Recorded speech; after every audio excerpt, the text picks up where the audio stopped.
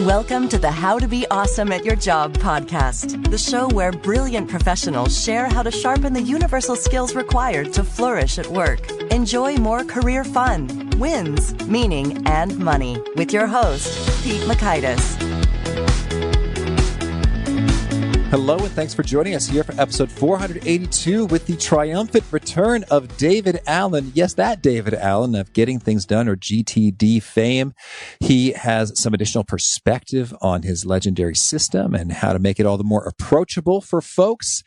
I've had requests in the survey from Mark, from Jay Bass, from Graham, and from a few people who didn't share their names. That's fine. That you want to hear more from David Allen. Well, we got him. So I'm excited to have that to share. And once again, boy, whenever I chat with him or review his stuff, boy, just things get clearer. Anxiety slips away, and I am getting more in the groove of understanding what I want to engage with, what I want to not engage with, and feeling good about it, having more of a mind like water, as he says. So good stuff. You'll learn 1, GTD in a nutshell. 2, the saving power of an external brain, and 3, 2 power questions for prioritizing. So if you want to check out the show notes or the transcript or the links to items we've referenced, it's on over at awesomeatyourjob.com/F482. Now here's David's story. David Allen is an international best-selling author who is widely recognized as the world's leading expert on personal and organizational productivity. He wrote the international bestseller Getting Things Done, which has been published in over 28 languages. Time magazine heralded it as the defining self-help business book of its time. He and his wife, Kathryn, run the David Allen Company, which oversees the Certification Academy and quality standards for global partners, offering Getting Things Done courses and coaching around the world. So thanks to David for coming back on, and thanks to our sponsors. Check them out. And big thanks to our sponsor, Acorns. Acorns makes it easy to start automatically saving and investing for your future. You don't need a lot of money or expertise to invest with Acorns. In fact, you can get started with just your spare change. Acorns recommends an expert-built portfolio that fits you and your money goals, then automatically invests your money for you. NerdWallet.com, whom I love on these sorts of matters, gives Acorns a whopping 4.7 stars and says, quote, "If you want to make the most of your spare change, there's no better place to do that than Acorns. Head to acorns.com/awesome or download the Acorns app to start saving and investing for your future today." And we got a legal disclaimer here. It may not be representative of all clients. Tier 1 compensation provided. Compensation provides an incentive to positively promote Acorns. View important disclosures at acorns.com/awesome. Investing involves risk, including the loss of principal. Please consider your objectives, risk tolerance, and Acorns' fees before investing. Acorns Advisors LLC, Acorns, is an SEC-registered investment advisor. Brokerage services are provided to clients of Acorns by Acorns Securities LLC, member FINRA/SIPC. For more information, visit acorns.com. One sponsor to check out is Harvard Business Review. This brilliant magazine, published at hbr.org, is the leading destination for smart management thinking. Fun fact, HBR has been mentioned in 108 episodes of the show. That's because HBR has great stuff that comes up often. They've got explainer videos, podcasts, real-world case studies, and much more. I think of HBR each night that I put on my special orange glasses. Their article, "Will Blue Light Glasses Improve Your Sleep?" revealed that those who wore them reported better sleep and a 7% improvement in work performance as compared to those who wore the sham glasses. So I cite HBR anytime anyone tells me that I look silly wearing them. Now, much of HBR's content is available for free when you sign up at their site. Subscriptions that get you unlimited content cost $10 a month. If you visit hbr.org/subscriptions and enter the promo code AWESOME, you can save 10% off of that subscription. Again, to save 10% off of your HBR subscription, go to www.hbr.org/subscriptions and enter the promo code AWESOME. Now, here's David. David, welcome back to the How to Be Awesome at Your Job podcast. Pete, thanks for inviting me again. Yay, glad to be here. Oh, well, I am too. And I'll tell you, boy, it's been quite a ride since we had you in episode 15. That's over 3 years ago. And so I'd love to get a quick little update in terms of how's Amsterdam living and what's been sort of your new learnings over the last 3 years. Wow. Well, yeah, let's see. You got a couple of years and I can fill you in, but I'll try to get a freeze-dried version of all that. We loved Amsterdam from the beginning. We've been here a couple of times. We moved here 5 years ago. We didn't know how long we'd stay, but we kept falling in love with the city and haven't fallen out of love with it, and absolutely love the lifestyle here, love just lots of things about it. Kind of a perfect storm for us in terms of what matches our interest in our lifestyle and our age. So, we intend to stay. So it's wonderful. Yay. And you have a new puppy, Anouk. How's that going? Anouk is fabulous. She's 4 months old. We found a good breeder. Kathryn was sort of, well, we could rescue a dog maybe, but I so love the Cavalier King Charles Spaniel breed. That was our last dog that we had to put down. And so I said, I got to get another one of those. So we got another one. She's very shy. She grew up in the country. We found a good breeder, but they were in Germany. But she'd grown up for 14 weeks on a farm, sort of about the noisiest, busiest thing was a goat farm next door. So we had to integrate her into the city. I mean, you don't realize how many noises and things and moving things and whatever there are in a city that a puppy has to deal with. So anyway, long story short, but she's great. She's learning day by day, get more comfortable with all kinds of stuff. So we're in the process of socializing today. I sat out for half an hour on a bridge right on the canal that we live on, and sat there for half an hour letting people greet her and treating her if she didn't run away from them, and sort of helping socialize and train her. So that's a whole job in itself. Anybody listening to this who's ever been to the dog world, you know what's involved with all that. That was a bit of my day today, and other things were cleaning up some old stuff. I kind of ran into an abrupt, suddenly my life became very quiet. We did the GTD Global Summit about 6 weeks ago here in Amsterdam, and that was like a 2-year project, and I'm still kind of decompressing from what a huge event and huge investment and huge interest and sort of engagement that I had with what that was about and why. So I had a couple of other gigs that I had to do after that, but otherwise, kind of life just kind of quieted out for a while, so it's nice. So I'm in kind of a bit of a decompression mode and going back and cleaning up a whole lot of my old someday maybe stuff off my list. And, a bunch of things, it's kind of old. It's time to, when things quiet down, it's time to go back and clean a drawer, curate a bunch of old stuff that's accumulated that you haven't had time to do or interest in doing. So I've been doing that. Oh, absolutely. And sometimes it's just very cathartic in terms of, at last, this drawer is getting handled. Well, it's like cleaning the boot or the trunk of your car. It drives better, once you do that.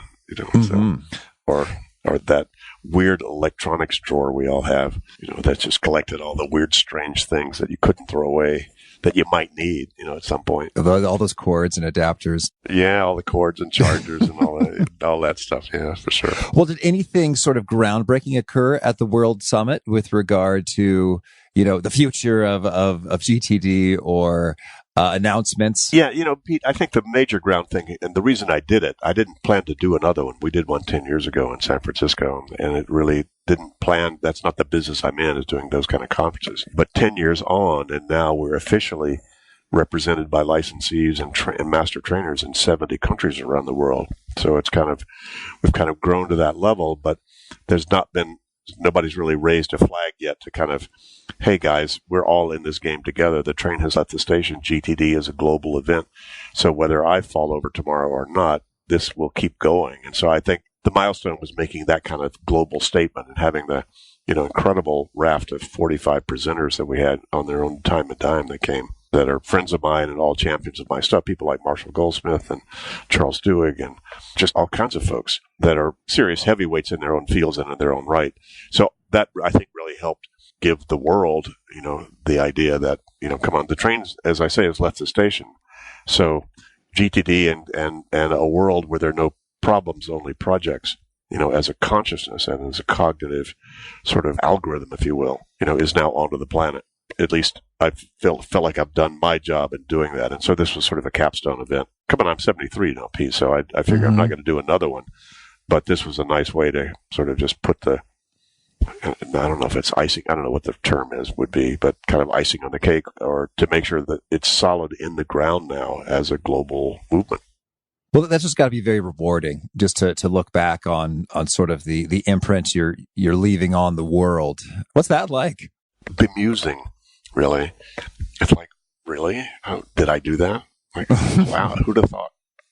It was not a big strategic plan. I just kept holding the course in terms of my own interest in what I wanted to do, and just staying as authentic as I could about what it was I was uncovering and discovering, and then finding, can I find people who are interested in doing this and understanding what it is and better ways to do that, and then discovering at some point 10 or 15 years ago that it was possible potentially to scale this as a best practice methodology for people around the world. And so that's been a lot of our job has been, and our work has been over the last, 10 or 15 years to figure out ways to do that.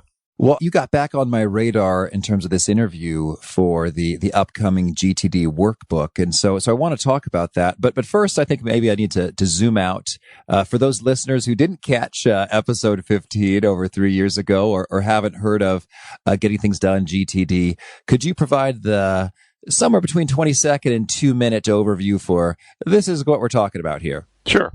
Well, basically, I discovered, recognized the best practices about how do you keep your head clear so you can stay focused on whatever you want to stay focused on.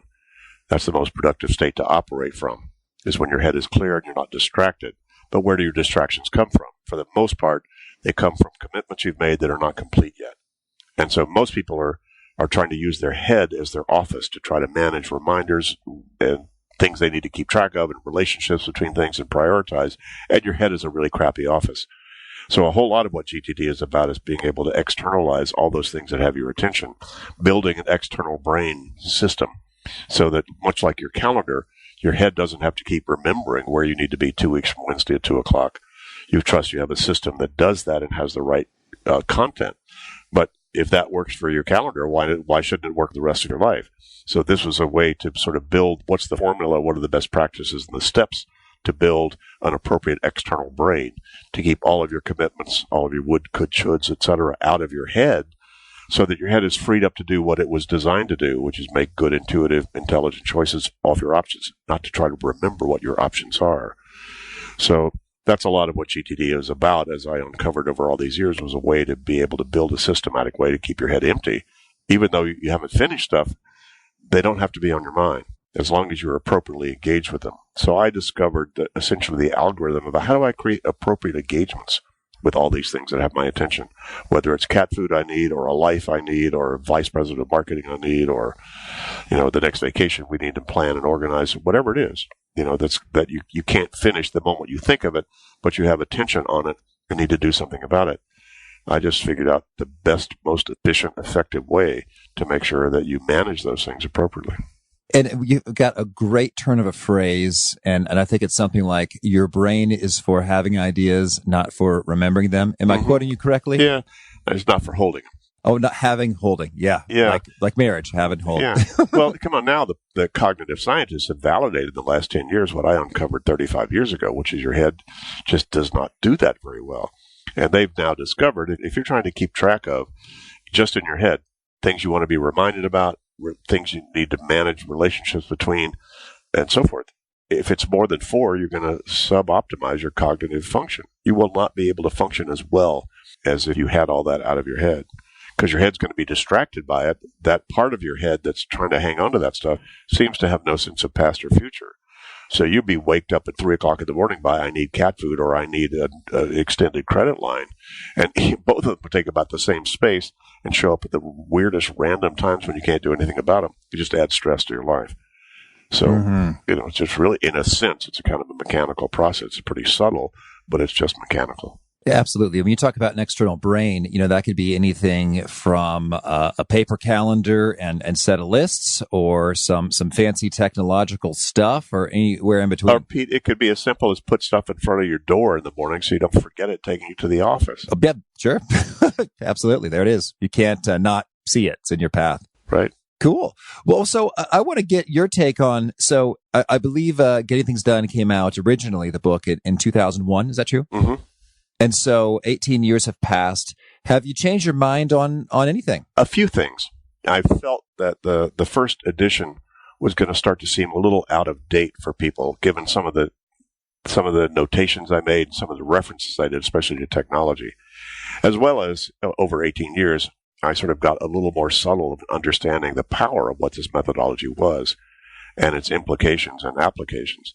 How, over the years, the legions of testimonials of how transformative this has been for so many of the smartest, brightest, sharpest people you could ever meet once they ran across this, then, sort of understanding a more subtle level of how powerful it was and why. What probably changed most, Pete, was the range of audience. In 2001, the first edition was really targeted to the fast-track professional. because they were the ones getting hit with the tsunami of email and sort of the flood of, corporate changes and things like that going on. And, that was the world I came out of for 25 years, doing a whole lot of corporate training and executive coaching with this material. So it was really targeted at that audience. But I knew even back then that this worked for students, it worked for the clergy, it worked for physicians, it worked for stay-at-home dads, it worked for anybody who had a busy life. This was just a cataloging of what are those practices if they want to stay clearer and more stress-free about that, what to do. So the new edition, I literally sat down and rewrote the whole book and saying, is that the way I would say it now? And, probably 50, 70% of it, yeah. So I just retyped what the first edition was because I wouldn't say it I said it as good as could be said. But there was, a few nuances and subtleties and kind of change of language that I used to express a bit more of the subtleties, of what GTD is and was and so forth. And I also included, some of the information in the cognitive science that validates all this and, some other things. And so then with the workbook coming out here, what was the impetus for that? I'm not a great trainer. I'm a pretty good presenter, but I don't have the patience to sit and hold people's hand and actually walk them into how to do this. I gave them the model. I mean, I wrote the Getting Things Done basically as a manual of 30 years of my work and my awareness, that if you really wanted to have an absolutely clear head and stay that way, for the rest of your life, here are the best practices about how to do that. And that can get pretty subtle, depending on how complex your life is. But I handled all of that. I put all that in the manual. But for a whole lot of people, that is just too daunting. They just pick it up and go, oh my God, that's too much to do. And so, I can be a good presenter and people walk out and say, wow, that was really great, but they don't do much about it. Because I'm not really a good trainer or instructional designer about how to get people to, there's a big difference between presenting and training. Training says, okay, how do I get people to actually have a different behavior? And then, presenting says, ta-da, I just want to make sure people get You're inspired now. Yeah, kind of get that. And they're inspired. They at least see the model and they see there is a model out there, but it doesn't help them implement it. So for the last 10 years, we've been working with a lot of instructional designers, and I've had to kind of swallow hard and go, gulp. Okay, they want to simplify this. I've got to simplify it. I have to get it down to lower the barrier of entry for people to be able to get into this instead of having them sort of grok or get the whole thing. And how do you start? How do you get going? And I just don't have the patience or awareness or education to be able to know how to do that. So what we've done is engage people in various forms to help us take our educational formats and make them much more easily available for people to actually play. So the workbook was, pretty much of the model of many business books out there have created a workbook after the fact for people to help them implement what they read. And so that's why we did this. And so then I'm intrigued so it's more approachable and a lower barrier to entry. You can sort of rock and roll. So if a current Getting Things Done practitioner is looking through it, how do you think they'll be enriched? Or will they just be like, you already know all of this? Well, it depends on when people say they are GTDers, I can give you about 6,000 levels of that people are and say they are, but they actually aren't. So it kind of depends on where they are in that level of game. But generally speaking, I'd say if you're a really practiced GTDer, you probably don't need it. But I just got interviewed by a guy who's been serious GTDer. He's read all my books. He's implemented my stuff for 10 or 15 years. And he said, oh my God, this is so cool. I now have a way to coach my wife into this. Yeah, that's helpful. Yeah, for other people. And so at least it's a manual. So it's not something that was going to replace anything, going to give them perhaps another model, especially if they've got people around them, whether that's kids or spouse or staff or whatever, to help people kind of get started with this, in the process. Because many people who are big GTDers are wondering why nobody around them gets it. Yeah. Yeah, that's well said. And because in a way, I think it's over, like you just have to sort of taste and see with regard to, that sort of low level anxiety that's always around you in your head, that can be gone. It's like, what? Most people don't realize either that they have it, or even if they do, they don't realize they could actually get rid of it. So that's kind of the marketing problem we have. Okay. So, I'm curious then, you lay out 10 moves to stress-free productivity. What are those 10 moves? Well, they're actually, I talk about them in the book. I mean, if you really wanted to implement this in part 2 of Getting Things Done, it actually walks people through the very specific one-on-one coaching process, that I spent thousands of hours, working with, senior executives, actually walking them through that process. So this is just a kind of a starting version of what we would do with that. So there's nothing different here other than what the real implementation is. But for instance, the first move is just to go, okay, make sure you have an in tray, some place to do it, and look around your desk, in and on and around your desk, and wherever's around you. Stuff that doesn't belong wherever it is permanently, throw it in your in basket, right? Post-its, the paper sitting on your desk, the things that are, hung up on the first flat surface inside your door in your house, any of that stuff, and just gather it together. So that's move one. And then move two has to do with, well, wait a minute, a whole lot of that stuff's in your head, so you better have some sort of a tool to capture stuff that internally shows up. So you need to make sure you get your capture tool. That's move two. And then you do move three is to empty your head into those capture tools or into that capture tool, do a mind sweep, right? Then once you've done all that, then you need to start to get that stuff to empty. You don't just pile it up and leave it there. You then need to move to okay, how do I clarify all the notes that I took, all the stuff I gathered around the sitting on my desk, making those decisions. Then how do you do that to your email? Because emails were the big bugaboo for a lot of people out there in terms of stuff they've captured. It's been captured for them, but they haven't clarified or organized it yet. And then, how do you create some lists? Once you make the decisions and clarification of what are the actions needed, what are the projects embedded in this, then you need to create some lists. Move 6 and 7 and 8 are about how do I organize now all the results of that. And then move 9 and 10 are about, okay, how do I kind of keep this going and make sure this stays in a alive and well system? So nothing new. It's just we tried to reduce it or freeze dry it, if you will, to the basic moves about how to get started. So you don't need a huge investment to do what I just said, but you do need to do something with it. And we need to walk you through the process, of how to do that pretty easily. Well, I do want to touch on email for a moment here because, I guess over the course of my life, I have emailed you on 3 separate occasions, and every time you picked it up and ran with it, and we made something happen. So you walk the talk. You are in fact getting things done. Believe me, I'm a fellow student. Trust me, I have to do this as well as anybody has to do this to keep their head clear. And so then I'm curious, what is so we've talked about the benefit, sort of the outcome. It's okay, so there's a sense of peace, of maximum cognitive function. The stress and malaise of constantly remembering stuff is gone, and your mind like water, I believe is a phrase you like to use there. So it's a real good outcome when you're on the wagon executing it. But could you share with us, what's sort of the cost, if you will, in terms of the investment? What does it take for you to rock your email and more so well in terms of maybe, you could say hours a day or hours a week of processing and reviewing time? How do you think about that? Pete, this is not extra work. I would have to do this no matter how I did it. You would too.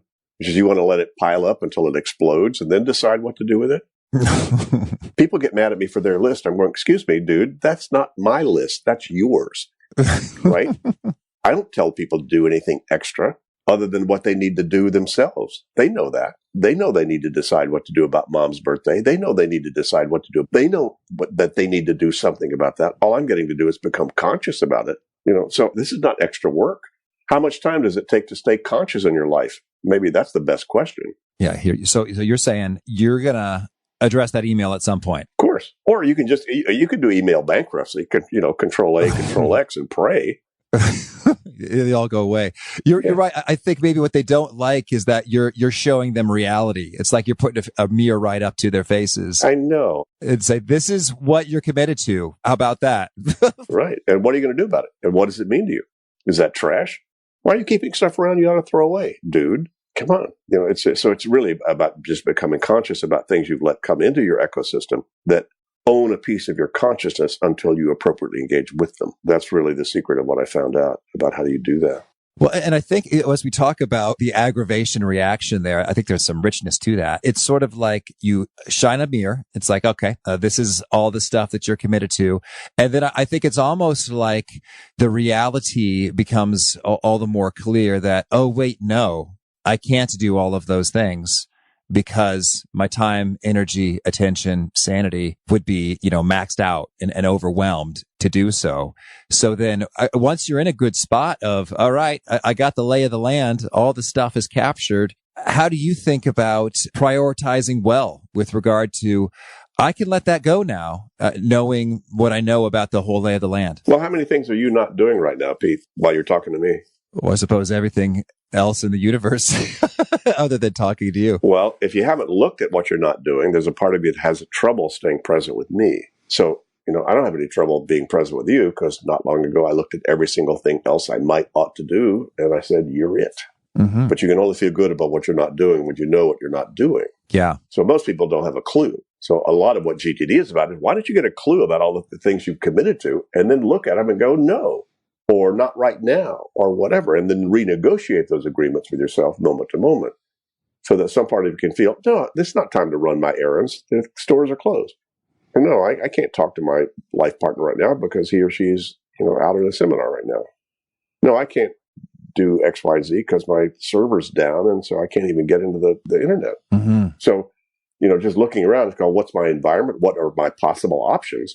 But if you're trying to use your brain to try to remember what your options are, given the complexity of those contexts, good luck. Yeah, understood. Certainly. So context alone makes it real easy in terms of those are impossible right now. So no need to give that a further bit of thought. Sure. But then when you find yourself in a world where there are many things you could choose from, you mentioned, hey, what's your energy level or how wasted are you? Is another useful prioritizing guideline. But what are some others? Have you found working with clients? Are there any sort of like power questions that sort of separate, true top priorities from the rest in a jiffy? Well, sure. One version of that is, why are you on the planet, Pete?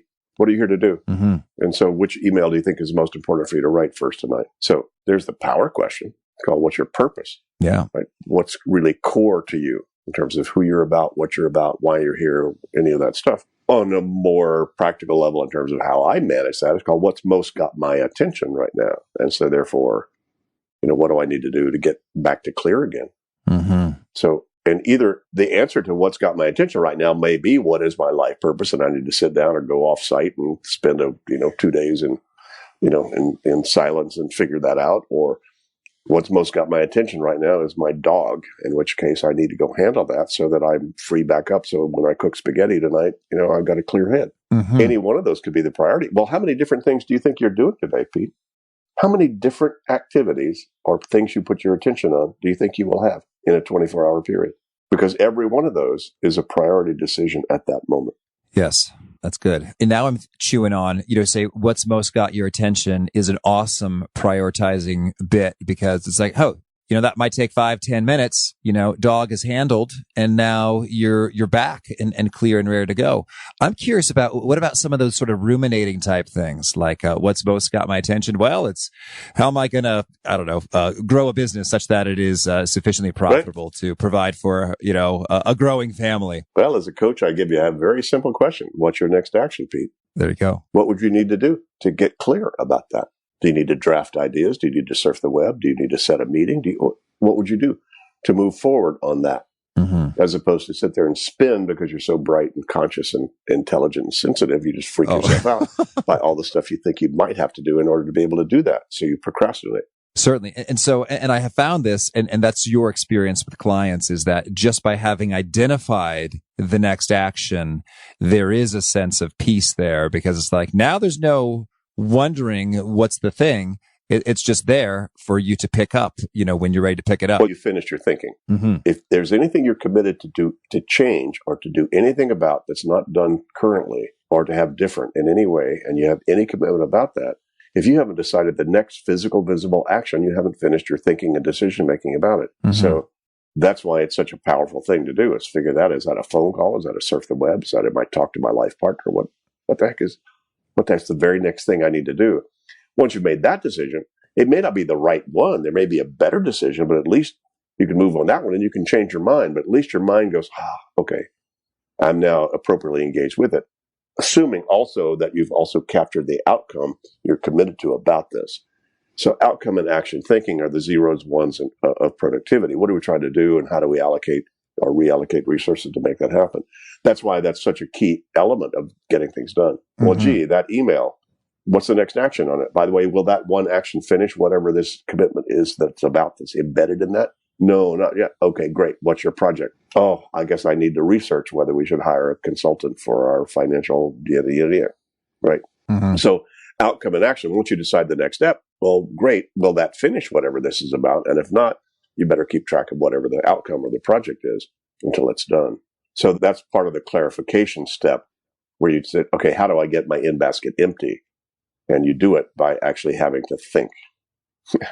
You actually have to use your mind to decide what the hell am I going to do about mom's birthday or extend the credit line. And I love how you suggest that when you're writing out these action lists, you don't just write mom.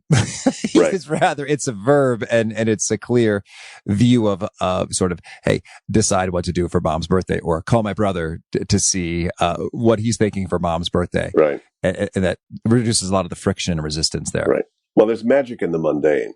So the kind of paradoxical thing is that I figured out how do you manage the mundane most elegantly and efficiently. And it turns out that there's a lot of elegance that happens to that and to yourself when you do that. You know, get you to get to think from a much more grounded place and opens up a lot more of your creative thinking. And so I'm gonna go back to the email for a bit here. So there's some prioritizing questions in terms of like your life's purpose, and then what's the next action? What's most got my attention now? And so then when you've got those things clear and you're cranking through an inbox, I mean, are you doing anything special, or is that just it? You just sort of know what's important and you just go to town with them. Yes, basically I do. I just have a sense of what's important, go to town with whatever I feel like doing at the moment. But the key to that is the weekly review. Mm-hmm. Once a week, I step back and look across the horizon of all of these things. Because see, Pete, you and I don't have time to think. We need to have already thought. So when you get off this call with me, you don't have time to think. You need to have already thought, meaning it's going to come at you. You're going to have emails that have been piling up while you and I have been talking. Me too. And the dog, I don't know what the dog's doing. I'm going to have to figure out what the dog's doing right now. So I don't have time to think. I just need to act and respond appropriately. But I can only do that if I've sort of hardwired my intuitive intelligence by doing some sort of a regular recursion of stepping back and looking across all my projects, all my actions, all my calendared stuff. And that's the weekly review. That's what we've uncovered, as you probably know. That's a whole lot of what one of the more profound habits and difficult habits to train yourself to do is once a week, take 1 to 2 hours and pull up the rear guard and sort of lift up and manage the forest instead of hugging the trees. Mm-hmm. And that's a challenging thing to do. But if you actually can do that, if you can build in that habit and you've got a reasonably good system that has enough of the content for you to review and feel comfortable, you've seen the whole gestalt or the whole inventory, then that makes it much easier to then not have to think priorities on a day-to-day, minute-to-minute basis. Mm-hmm. You need to have already done that and then trust that your intuitive responses will be appropriate. Yes. And I find that the weekly review habit has been a tricky one in that sometimes I'm with it, sometimes I fall off, and then I'm back with it. What have you seen to be sort of the difference makers with regard to those who consistently do their weekly review and those who do not? Yeah, I don't know. I don't have the answer to that. It's like, who knows? I think the people who really get how powerful it is, there are a few of them have built it in very soon as just an inviolable habit where they just do not let anything get in the way of them doing that. I let it slip sometimes a week or 2 or 3 if I'm on a real roll, and I just think, I check in to make sure there are no burning barns that I'm going to miss. So it's something to bring yourself back to, because it's one of those things you just never feel like you have the time to do. So it's one of those paradoxes. Is kind of when you feel like you don't have time, that's when you have to take the time, to do that. It's kind of like when you most feel like you don't have time to plan is when you most need to sit down and plan.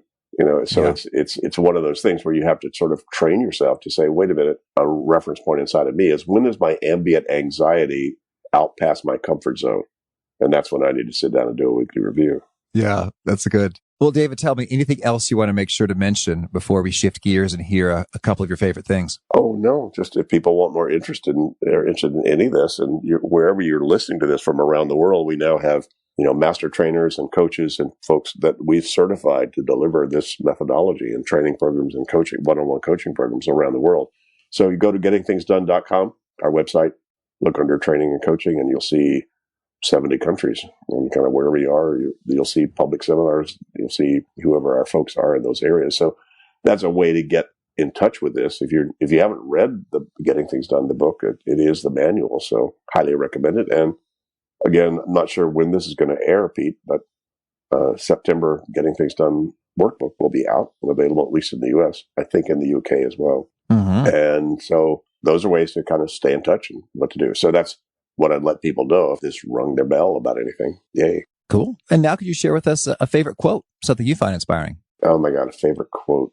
God, I have 14,000 that I've collected in the quotes database. Cool. How do I find a favorite one of those? I don't know. Anything that Bernard Shaw or Oscar Wilde or Mark Twain has said is favorite. All right. I love Mark Twain's, my life has been full of all kinds of troubles, most of which never happened. I guess that's a pretty favorite one of mine. Oh, I think about all the arguments I've had with only myself. Thank you. And how about a favorite book? One I've read recently, I highly recommend. It's called The Antidote by Oliver Burkeman. He's a Brit. The subtitle is great. It's Happiness for People Who Can't Stand Positive Thinking. So it's a lot about, actually the book is much more sophisticated than the subtitle may represent. He goes into a lot of what was the essence of the Stoics and the Stoicism. The whole idea that he's kind of railing, he's got a little bit of a rant against all the rah-rah, sis boom bod, don't have any negative thoughts, everything's going to be cool, just think positive things, whatever, and life will be cool. And yet those churches that are preaching that went bankrupt, so a whole lot of it, it's about acceptance. It kind of what you resist, you're stuck with. So don't try to pretend that you don't have troubles and anxieties and stuff you got to deal with in your life. You need to accept them so you can actually move past them, move beyond them, because what you resist, you're stuck with. So in a way, it just validates why a lot of people resist getting things done, simply because, as we started this conversation about, a lot of it's about accepting all of your commitments and who you are, what you've committed to. Mm-hmm. And, a lot of people don't like that. But anyway, it's a great book. It's fun. My wife burst out laughing while she was reading them. She does that very seldom with any books. And it's well-written, fun, interesting stuff. So Oliver Burkeman, The Antidote, highly recommend it. Oh, thank you. And how about a favorite tool? Favorite tool? I don't know. There's my labeler. There's my iPad. There's my iPhone, my Mac, my stapler. God, I got all kinds of favorite tools around here. Can I hear, is the stapler special? What makes it amazing? I could bang it. It's one of those, it's an ace one that has the sort of, where you can use your fist and bang down on it and staple it. I so much like that, as opposed to those where you have to squeeze it to staple it. Oh, gotcha. Yeah, I hear you. I love bang and staple. That's really cool. And my Dymo plug and play labeler is fabulous. Couldn't live without it. And do you have a final challenge or call to action for folks seeking to be awesome at their jobs? Yeah. Their heads for having ideas, not for holding them. All right. David, thank you. This has been lots of fun. Keep on doing the great things you're doing. Thanks, Pete. Been fun. Yeah, indeed. I appreciated David's tough love with regard to it's not my list, it's your list. And that could be kind of hard to hear, but it's so the truth. And I was digging his prioritization questions a bunch in terms of what's got my attention right now. And boy, there are things that it can only take a moment to handle, but they consume our attention over and over and over again. And so by focusing on that question, I was able to zero in on, hey, you know what? I've wanted to get things arranged for the baptism of our sweet little Mary daughter. And that's... it just kind of keeps getting postponed. Because it's like, oh, well, I got to coordinate with the godparents and with the church and with the priest and with grandparents and more, and make sure the date works for everybody and the church and get it all going. And I don't know if I want to start just like this giant email or text chain back and forth. This date doesn't work. And so I just built this whole thing up in my mind, which really didn't need to be that way. But you just sort of think, okay, well, what's the next action? All right, well, I'm going to see what dates work for these critical folks. And then before I knew it, this was handled and is not sort of interrupting my attention kind of just about every day, as it has for weeks, when I just sort of spent a few minutes. It was literally less than 15 total minutes to get this in motion and kind of my attention off of it. So powerful questions. What's your purpose in life? What's got your attention? What's the next action? Make a world of difference. So good stuff from David. Again, the show notes, the transcript, the links to items we've referenced are at awesomeatyourjob.com/F482. If you haven't already, I hope you'll push subscribe. You'll catch our next guest Near Isle is coming back talking about how to be indistractable. I hope to catch you there. But if you need something to listen to before then, something to tide you over, maybe another productivity fix, I recommend Beyond the To-Do List with Eric Fisher. I can see from their survey that we already have a lot of overlap between Beyond the To-Do List and How to Be Awesome at Your Job. So you might already know the show, but if you don't, I'd say totally check it out. It was, in fact, a core bit of inspiration. He's been going longer than I have when I was wondering, does anyone really care about this stuff? Would they listen to a show about these kinds of things, talking to these kinds of people? And I said, oh, hey, yeah. People would, because Eric Fisher's Beyond the To-Do List, I guess 3.5 years ago, was doing pretty okay and had a couple of guests that I had planned to speak with. And I found that very encouraging, that a normal dude who has a lot of curiosity and enthusiasm and passion, who asks solid questions of folks to boost your performance, can have a show that is meaningfully serving a good chunk of people. So anyway, fast forward. He's been on the show a couple times. I've been on his show just recently. You can check it out. It aired right here in late August. You can peep that episode or more. He's also interviewed David Allen multiple times. So we share that in common. It's called Beyond the To-Do List with Eric Fisher, a fine show to check out. Until next time, peace. Thanks for listening. To get the most out of the show, we recommend 2 key things. First, check out the extra resources at awesomeatyourjob.com. You can find this episode's transcript and links, as well as the perfect episode for your situation. You can search the full text transcripts of hundreds of episodes or explore episodes tagged by topic and competency covered. Second, subscribe to the podcast and get future episodes automatically. You can subscribe by telling Siri and several other smartphones and speakers, subscribe to the How to Be Awesome at Your Job podcast, or by tapping subscribe in your podcast player of choice. If you'd like some extra help figuring out podcasts and how subscriptions work, visit awesomeatyourjob.com/subscribe for guidance. Hope to catch you on the next episode of How to Be Awesome at Your Job.